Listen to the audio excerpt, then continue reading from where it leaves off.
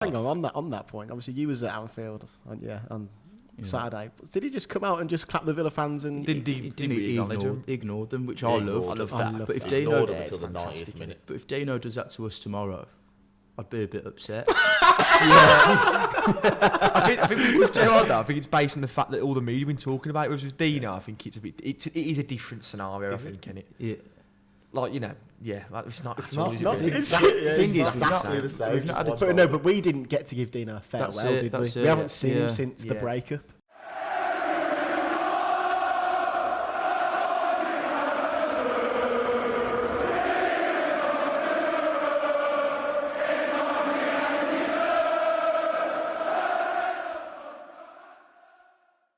Welcome back to another episode of the Every Week We Follow podcast. A solid defensive display, you would say, followed by, as well as a poor attacking one.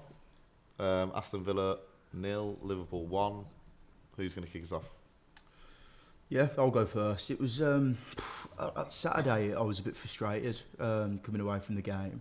I think I always will be when we're not having a shot on target. You know, at Liverpool, you've got to take your hat off. They're in the league of Man City, if not slightly better, in as much as you're never really in the game when you play against them. But you'd always like to see us make a bit more of a fist of things going forward and trying to stamp a bit of authority on the game.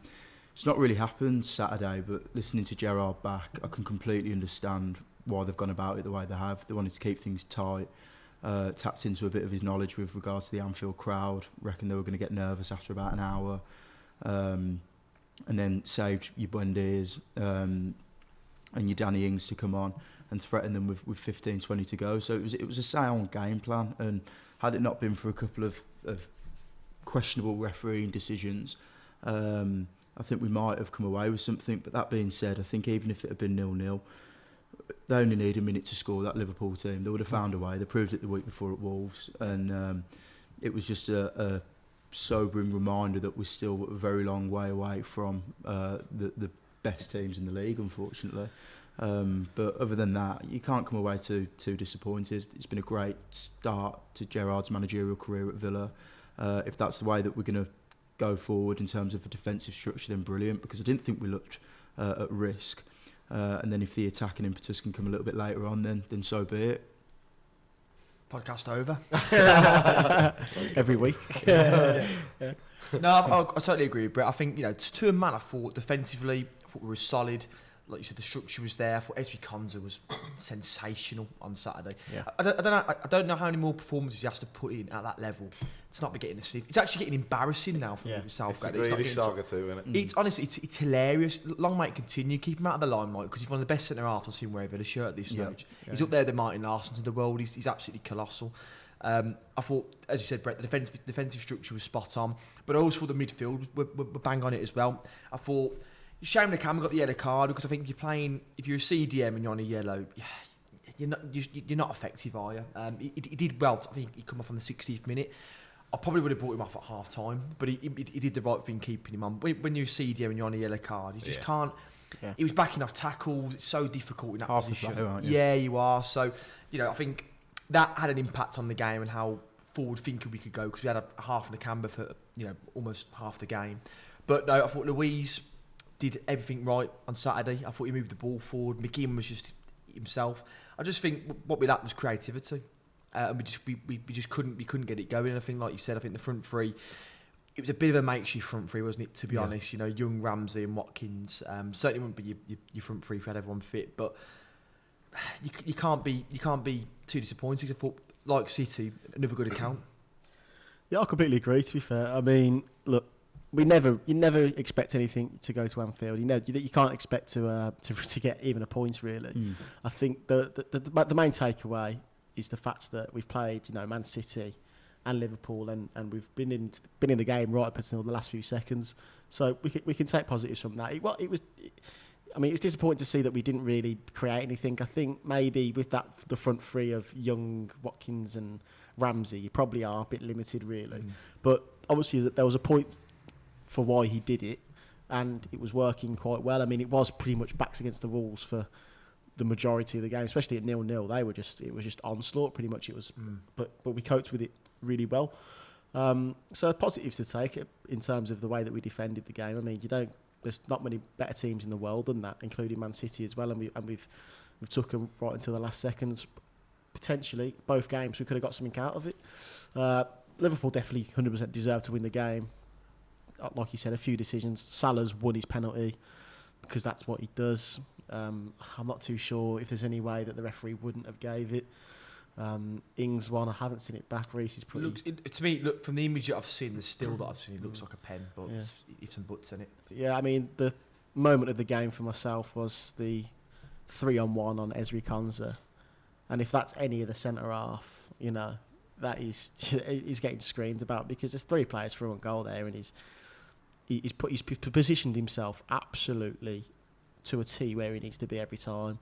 And as soon as Salah's got that little bit too close, or he's pushed him out wide a little bit, he's closed him straight down, and it was just, that is how to defend. I think was it Maldini or someone that said that as soon as you go to the floor, if you slide tackle, then you've already made a mistake, and that is Ezri Konsa. I can't speak any highly of him, and I'm really happy that he hasn't been called up yet because he's ours, and I don't want to ever see the back of him. It's becoming a pleasure to watch, isn't he? And there's been players over the years at Villa when they've got the ball. You've looked forward to it, you've got out your seat a little bit. It's a bit different with a defender, but whenever something's going down his channel or someone's running at them, get a bit excited because I just know what he's going to... I know that we're going to watch a defender at work there.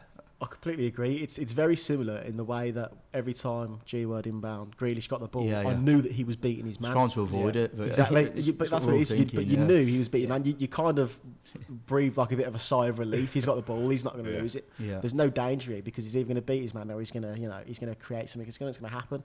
And it's that same kind of relief when a player's running at Konsa because you're just not getting past him. So it's that confidence, and it's just, if we can get that across the pitch for every player, you got front inside. He looked every bit as good as Van Dijk, who I thought was superb for Liverpool. That was, some players really stand out. Van Dijk was one of them, but Konsa can match him, and he did on Saturday. It was a great performance from Ezri, and I'm trying to think of a time over the last 3 years when I've thought he's had a bad game. I think he had a bad game. It's West Brom at home. West Brom. Yeah, I think there was a couple. But other than that, I'm with you. I can't think of any games where he's played poorly. What things with Konsa, what he's got, you can't actually teach that. To read the game that well, you can't teach that at any level. To have that, it's a natural ability. And he reads the game so well. Like I said, I think the only other player that I've seen do it in a Villa shirt, I wasn't looking to see Paul McGrath. He's Martin Larsson. That level of being able to read a game, it's just sensational. He's just the complete. I mean, we are. This is the Ezri Konsa Appreciation Society, but he's everything you want from a defence, and proper modern day centre half as well, because he's as comfortable as anyone else on the ball. He's only going to get better as well, isn't he? I think he's only 22, 23. Yeah, he's got. For his age, you're right, Reece. Some defenders, as they get older, you see them develop the experience side of the game. He seems to have it at an age that he shouldn't. So, to be fair, JT had it when he played for us as well. He didn't have the pace, but he read the game superbly. Yeah. Similar sort of thing in that sense. But I think Konsa's not. He's certainly not slow, is he? No, he's not slow at all. He's got pace. He can play football. He can read the game. He scored 2 goals against Leicester as well. So what can't he do? Yeah. You know what I mean? I struggle to think of a weakness to his game. At the moment, he's been superb. And like in the games where you don't see a lot of him, again, that's another positive, because in the games where he's quiet, he's just doing his job and he's ticking along. Yeah. I think, look, it's a shame that the penalty, he give away that penalty. You could argue Mings' positioning, etc. But I think with them pair, I think if they're both on it, you've got a partnership for years there in Mings and Konsa. I thought Mings had a great game again. I thought he led really well. Just one moment, and you know what? At the end of the game, when they come over to the away fans, Mings was absolutely distraught, and you can't knock Mings for his desire in it as a captain. He's what you want out of a captain, really, isn't he? I wouldn't say it was a mistake from him either. I think it was a forced error. It wasn't like a complete calamity like we've seen before. It was one of those ones. I think he's just got himself into a really difficult position, and his body position and where he was. I mean, as we said, Salah's won the penalty, but it could have been avoided from his way if he had positioned his body a little bit better. Didn't get caught in that, just behind his left foot. He could have done better there. I'm not saying it's completely a mistake, because Salah's just won it as much as Mings gave it away. There'll be far better players and centre halves that will still get caught out by that. Yeah, Salah's the best in the world at winning the penalty. I don't think it's a dive. I just think it's clever. When I was in the away end, I thought, that's clumsy. Yeah, why are you so tight to him in the box? But having watched it back, Salah's just done him. But also, I suppose it's that way. The way that he checks back onto his left foot, he's probably overly cautious that he doesn't want it. He wants to show him everywhere on his right foot, and Salah's a very clever player. At the moment, he's the best footballer in the world, isn't he? He's up there, and them kind of players that they hurt you in many ways other than just scoring goals. He's won the penalty and done that. So. On that token, I mean, last month where in 2 game weeks he scored that goal against Watford where he just danced around the box. Didn't he do it the week after Anfield as well? Yeah, so you back off him, he's gonna take the piss, isn't he? Yeah. So you can't do much about it, I'm afraid. It says a lot. It was the only time I really thought he had any real influence on the game. Yeah, I thought so that as well. point, Matt Target had him in his back. Yeah. Matty Target's back to the target of last season where nothing was getting past him. Crosses were getting past him. He's looking confident, assured. If that can continue, and he can reach the levels of last season, then good. Because as a back four, we're a lot better when he's in it and on it. It's that concussion. It's not some sense into him. I think on the defensive side of things, I think the only player who struggled a little bit was Cash. He was getting paced by Mane, another world class player. So. If we're talking about defensively, I thought we were superb. And you know what as well? The set pieces they were put in the box were unbelievable. Like Robertson and Trent, especially in the second half, literally right in front of you. It's disgusting. It's another sorrow. Yeah. That's a weekly siren. It's a weekly siren. But some of the set pieces that were getting put in the box were superb, and we were reading it so well. There was stages where we defend it, and then midfielders would pick it up in tight space and just not look panicky at all. I think just the whole defensive performance, I think was one of the best defensive performances I've seen in ages. On the topic of Matt Cash, if he can get a little bit calmer and more rational in these attacking positions, he could be a real outlet. We've seen it at times, in small doses against Everton with his goal, but his positions that he was picking up in their penalty area when we went 1-0 down, and Buendia was finding it. Yeah. He's got to be doing a bit better, and I think Gerrard's picked up on it and noticed it. His quality and output in the final third does need a bit of work, but it'll come. It surprises me because he was a winger a couple of years ago at Forest. It should be better than what it is. It's crossing. I've said it for a while, haven't I? It's just surely it can't be that hard for him because every single one is every single one's overhit. Yeah, and he gets a lot of space to control it. He's got time. He's got time to try and pick someone out. But he doesn't even. His head's down because I thought, you know what? If you just get your head down and try and hit that right area, don't forget about looking in the box and trying to pick someone out. But he doesn't even. He does. He has his head down and he just hits it into. If you get it into the right area, I can understand. If you get it right in that no man's land, fair enough. Hit it there every single time, no worries. More often than not, you'll create some kind of issues, even own goals or whatever. Yeah. But we haven't even got a chance of that because every single time it's either out for a corner or out for a throw. So it's not even no man. It's just Rose Ed, isn't it? It's all 100 miles an hour with them. He defends the same way he attacks. It's aggressive. It's head down. Yeah. And it's a shame because he's come on leaps and bounds, and he's another one that's this season. He's been consistent. He's been good. If he could just be a little bit better. And have a bit more quality in the final third, then he's on to a winner. I think it's the area he'll buy first. He might not buy first actually. He might have to buy CDM if Nakamba's injuries in serious. But if you look at what he did at Rangers, his fullbacks were imperative to what he did. Yeah. They both, Tavernier, Barisic at the end, were both absolutely essential to the way he played. They have to be able to push forward. They have to have end product. And I think I've got a funny feeling that it wouldn't surprise me in the start of next season in particular. We have 2 new fullbacks. I say fullbacks, and it's not fullbacks anymore. It's like the complete wing back, and it's just in the way he wants to play. I think you've been playing too much football manager. I think we all looked at each other and went, we know what he's doing. So, look, I played it on football manager for a few years and do very well. But the way he plays, I think his fullbacks it's definitely an area he'll look to improve. And we don't need to sign a new right back. We've got Kane Kesley. Kane Kesley. But I agree we need a left back anyway. Yeah, I think it's certainly an area you'll see quick action from him. Yeah. Can we have a calling for Douglas Luiz? Not just in the last game, but since he's come back. Well, he's a joke. He's a class player, and another one that's really, really young. I mean, look, he's not the most intimidating of players, but if on his day, he's another one that, you know, you're very comfortable when the ball's at his feet. I mean, this little scoop thing that he keeps doing. Outrageous. It's It's a joke, isn't it? He's the only footballer at the club prior to last season. I think the first year we came up, he was the only real one that was on Grealish's level for most of it in terms of pure technical quality. Yeah. What worries me a bit about him is there's not been too much movement on his contract. He's not had a new one since he signed, and that was 3. So I think he's coming up to his last sort of 12, 18 months at the club, and a Brazilian young international like him, you want him tied up for 5 years. So I don't know if this girlfriend that he's found in the women's team can have a word, or you know, try and keep him in the area, tie him down to a mortgage or something. I don't know, but I want him to stay because you got to be building a team around a player. Give them both like that. lifetime contracts. Yeah, well, yeah, Just keep them in there. Yeah. Just keep them in there. All right, Rio Ferdinand. Hey, you. Come on. But no, I think with Luiz, I think the jury's always been out for me, because I think there's certain games where chasing the game, it's the work rate. However, this season what I have seen is just his technical ability's improved again for me, and I think he's a really important player. The one thing that I hope we don't do from the Canberra out is push him into CDM. He's lost there for me. I think it's inevitable though. No, I don't think we have to do that. I think we can play Sanson there with Luiz and McGinn, Maybe. personally. And what I don't want him to do is shoehorn Ramsey into that team either, because I think the obvious thing to do would be to put Luiz in CDM and you play Ramsey and McGinn. However, for me, it should be Sanson, Luiz, McGinn. So you're minimalising the change in midfield. And I think, to be honest, after the last 2, if Buendia's fit or Bailey's fit, they come into the front 3 for me.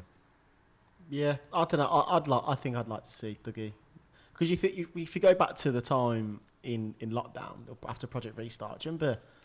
He's never played this in that similar way since, but he was tracking absolutely everything. His ball winning was immense. I'd like him in there. I think there's probably more effective players that we could have in a number 8. I think Dougie could be, you know, our number 6 for the next. He's another one like Konsa. I don't want to lose him. I think we could have him in our team for the next 10 years or so.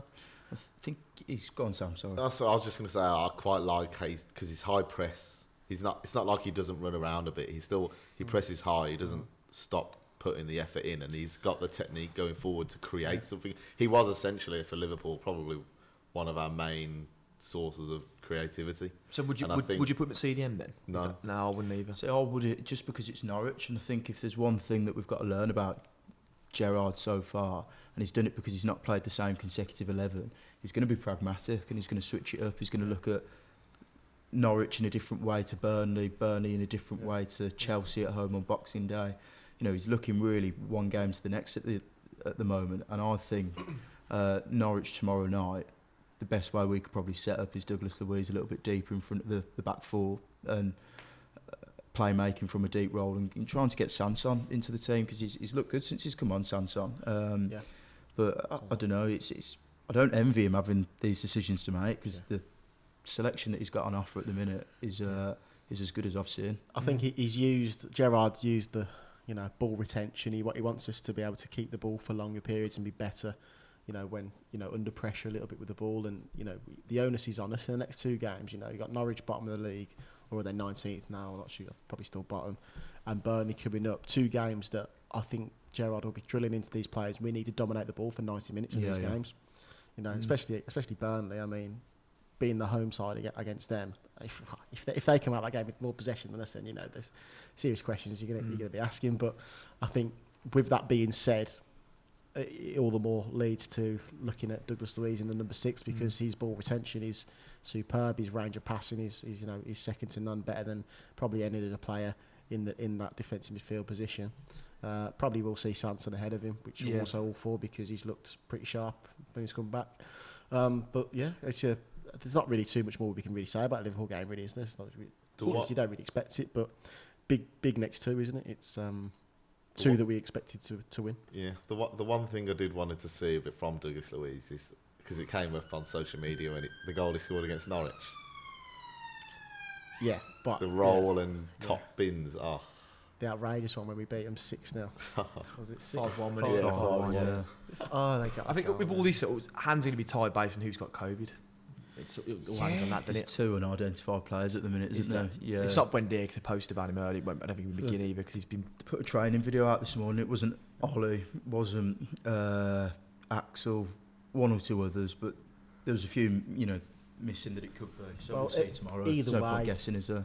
Either way, I think whoever it is, even if it is, the boy Ezri or Ollie or, Emmy Martinez, the next two you should be able to get by with only two players are missing. No disrespect to the two sides, but we've got far more quality, really. Especially I've watched Norwich. I watched the Norwich Newcastle game, and flipping out there. Some of their play was absolutely terrible. Kept United a bit. But yeah, I suppose I didn't watch the United game. Kept United a bit. I thought for the last 20 minutes on the phone on the way back on the coach. Play well. They were playing better. They were the better team. I think they're two games on paper we should be absolutely winning, but I think you got the sentiment with Dino factor tomorrow night, and we don't do well against Burnley at home. Yeah. We never have done, even when we were back in the Premier League season. before. We don't do well against Burnley at home. Sean Dyche will come categorically playing for a point, and that never suits us. It doesn't, and I think they're going to be two tough games. Even though on paper they should be easy. We've got players out. We've got Dino, the Dino factor tomorrow. We've got a Sean Dyche who loves to get a point against us. We should be looking to get 6 points, but it's not going to be easy. I can't. I think someone's due a hiding off us soon, but I don't think it'll come in the next two games. Yeah. I think our key player for the next two games is Buendia. Yeah. Back at his old I club. think he'll be chomping at the bit to go back and show Norwich why he's left and etc. He'll be excited. Every player's excited to go back to their old club and just see if he can get a cheeky goal or something. And then to roll from that, hopefully with a positive display, running the show at Carrow Road. Yeah. He's going to want to play against Burnley as well, isn't he? He'd look at that and say, "This is the chance for me to kick on now." So It could be a massive stroke that you left him out Saturday. Just said, look, you've got two big games coming up where you're going to be focal. Yeah. So you won't see much of the ball against Liverpool. So sit it out. The next two are big because I think it will set the tone for the rest of this season and beyond a bit for Gerrard, because winning can become a habit just as easily as losing can. And if we lose tomorrow night, like it could easily happen with the Dino factor, then we've lost the last two going into Burnley. Or on the flip side, if we win tomorrow night, then that's 4 wins in 6. You're rubbing your hands together, thinking, we've got Burnley at home on Saturday, 3 o'clock, and could take off. So it's a really interesting time to see how the next week goes and how we approach it. But we want to win both games. it'll be very Aston Villa for us to lose tomorrow. Yeah. But at the Aston Villa under Steven Gerrard, he's not looking. It's completely unrecognisable to the one that we're used to the last couple of years, few years, probably 10 years. Let's be honest. I was going to say 20, 25. Since you'd be born, basically. But so I mean, look, we don't want to get too ahead of ourselves, but it's looking really good, really positive. So I'll back us to win the next two, definitely. Yeah. And I think Buendia, after you've given him a little bit of a stick, he's listening to you. Yeah, He's listening to you. Yeah, obviously. He's getting better, isn't he? He's improving. He looked good when he came on. Yeah, I think it's what we said it before. I think what sets him apart for me is how he works the ball in the tight spaces. It's really impressive, but does need more goals and assists. But he has to start for that to happen. Doesn't he? He's still nowhere near the top of his game because he does still lose the ball probably 4 or 5 times during a game. Yeah. But it's because he always looks to make something happen. And some of his first time passing, his first time touches are just seconds and they're outrageous to watch. I'm really enjoying watching him. And I think he's going to be the man for the next two. He'll be chomping at the bit. What's he going to be doing? Chomping at the bit. Chomping at the bit. Do we move to predictions then? Yeah. I suppose, there's not much more to talk about, really. What can you talk about after post-Liverpool? Played well. Predictions? Sorry, Norwich? right. Is it the next two? Yeah. Norwich. Start with Norwich. Norwich, I'll go 3-1 Villa. 3-1 Villa. Fancy us. I'll go 2-1 Norwich. no, for Villa, obviously, not for Norwich. I was going to say, Come on. About to test your temperature there. I fancy us when we played Man City and we got relegated. You know what I mean? I fancy us against anyone. Yeah, 2-1 Villa against Norwich. I immediately thought 3-0 Villa. Bloody hell. Yeah. Get an early Buendia goal. hat-trick. Yeah. I feel like it's going to be like 6-1. Jesus Christ. Sorry, Dina. 2. Sorry, Dina. He's a Villa man. He won't mind, will he? Yeah, yeah. He'll take that. I reckon Yeah. he'd probably Give it have a fist bump. He'd have a beer, wouldn't he, on his way home? Gift him. Yeah. That's why I dropped all my first teamers. Yeah. It's going to be weird. You'll have Villa fans singing Dino, give us a wave, and he's not going to, is he? Nah, He can't. nah, He nah. can't. But not you was, after Gerrard. hang on that point. Obviously, you was at Anfield on Saturday. Did he just come out and just clap the Villa fans and Didn't really acknowledge them. ignored them, which I love. I love that. But if Ignored Dino, them until the 90th minute. but if Dino does that to us tomorrow, I'd be a bit upset. I think with Gerrard, though, I think it's based on the fact that all the media have been talking about it. Whereas with Dino, I think it is a different scenario. I think, isn't it? Yeah. Like, like it's not. It's not. It's Exactly the same. we've not had a- But we didn't get to give Dino a farewell, did we? We haven't seen him since the Yeah. breakup. I mean, bloody hell, Gerrard had a lap of honour and, a guard of honour and I'm going to say, yeah. Gerrard said his goodbyes. He managed the youth scene. not been there for Yeah. years, but it's still a bit fresh, isn't it, with us? But Please text back, Dean. Yeah. So, Burnley. Thirdly. Should we start with me this time? Go on then. It's probably like you say. Actually, it's a horrible game to play, Horrible. but I'll go cheeky 2-0. 1-0, Villa. Wendy had to get 2 those from me, so she's gonna get 5 across the next 2. But Fantastic. all depends again on how tomorrow goes. I'll sit on the fence, but if we don't get a result tomorrow night, we'll follow it up with a win Saturday. But we will, and we'll get a win Saturday as well. So 2-0 Villa. 1-0 grind. I'd love that. Like a last-minute diving header from Matty Cash. Ings is due a goal, isn't he? Ings, Massively. Due a clean Well, sheet it's not as really well. been around. It's not. It's first game. That's back. what I mean. But Yeah. I think over the next 2, if there are injuries, I'd like to see Danny Ings get involved, to be fair. Fair. Job done. Job done. Up the Villa. Up the Villa. UCV. Carrow Road.